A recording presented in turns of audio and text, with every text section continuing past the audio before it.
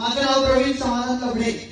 Sir माझे result खूप आहे, पण मी 2 रिझल्ट सांगणार आहे. मला नाही केलं माझ्या स्वतःच्या वडिलांचे ब्लॉकेज होते 3, 78%, 80% आणि 90%.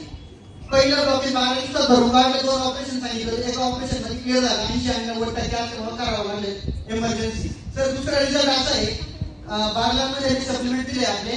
तर त्या माणसाने 6 वर्षापासून मेंदूची गाठ होती, मेंदूला गाठ तयार झाली नसा.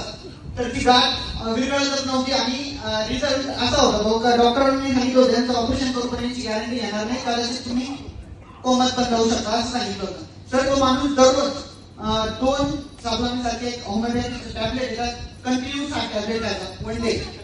त्यांचा डोळा पण बंद होऊन गेला. तो डोळा हळूहळू 2 महिने झाले होते सप्लिमेंट देऊन. तो 15 ते 20% ओपन झाला त्यांना. त्यामुळे तो आज 4 महिने झाले त्यांना प्रोडक्ट देऊन किमान 40% पूर्णपणे डोळा ओपन झाला.